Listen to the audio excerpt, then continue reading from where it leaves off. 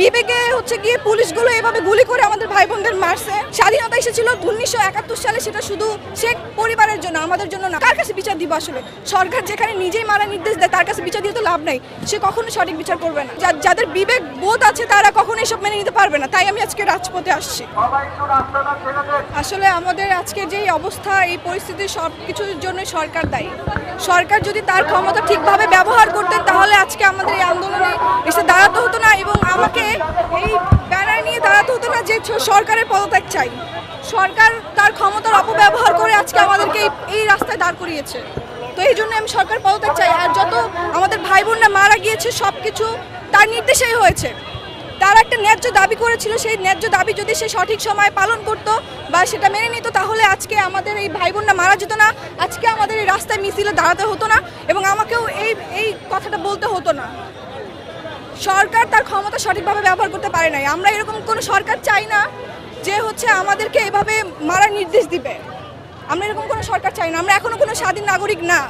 স্বাধীনতা এসেছিল 1971 সালে, সেটা শুধু শেখ পরিবারের জন্য, আমাদের জন্য না। আমরা এখনো বাক স্বাধীনতা পাইনি, আমরা এখনো সঠিকভাবে কথা বলতে পারি না। অবশ্যই যতদিন না পর্যন্ত সরকার পদত্যাগ করবে ততদিন পর্যন্ত আমরা এই আন্দোলন চালিয়ে যাব।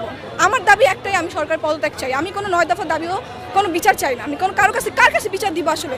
সরকার যেখানে নিজেই মারার নির্দেশ দেয় তার কাছে বিচার দিয়ে তো লাভ নাই, সে কখনো সঠিক বিচার করবে না। আমি জানি না তারা কিসের ভয় এখনো ঘরে বসে আছে, কারণ এখন এই আন্দোলনটা হয়ে গেছে পুরো দেশবাসীর, আমাদের পুরো বাংলাদেশের মানুষের।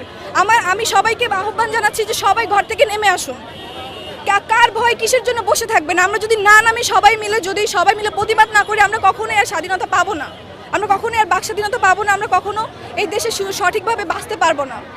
কোন ভয় কিসের ভয় বসে আছে আমি জানি না। আমি আসলে আমি কোনো দল করি না, আমি কোনো কিছুর মধ্যে নাই, আমি কোনো রাজনীতিক কোনো কিছুর মধ্যেই নাই। আমি একজন সাধারণ স্টুডেন্ট এবং আমি একজন ক্ষুদ্র আর্টিস্ট।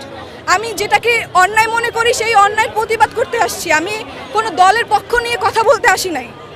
আমার যেটা মনে হয়েছে ন্যায় কোনটা অন্যায়, আমি সেই অন্যায়ের বিরুদ্ধে কথা বলতে আসছি। আসলে যা দেখতেছি আমরা সেভাবে ঘরে বসে থাকা যায় না। আমাদের যতগুলো চিৎকার শুনি তখন আমাদের প্রত্যেকের কান্না পায়। আমি জানি না কোন বিবেকে গিয়ে পুলিশগুলো এভাবে গুলি করে আমাদের ভাই বোনদের মারছে। আমরা নিজেরা যাদের বিবেক বোধ আছে তারা কখনো এসব মেনে নিতে পারবে না। তাই আমি আজকে রাজপথে আসছি। সাধারণ মানুষকে আমি এটাই বলবো যে আজকে না আমার সময় হয়ে গেছে, কোনো কিছুর ভয় পাবেন না, কোনো কিছু ভয় পাওয়ার দরকার নেই। আপনারা সবাই আসুন। আমরা যদি সবাই নামি তাহলে আমরা আবার নতুন করে একটা স্বাধীনতা পাবো।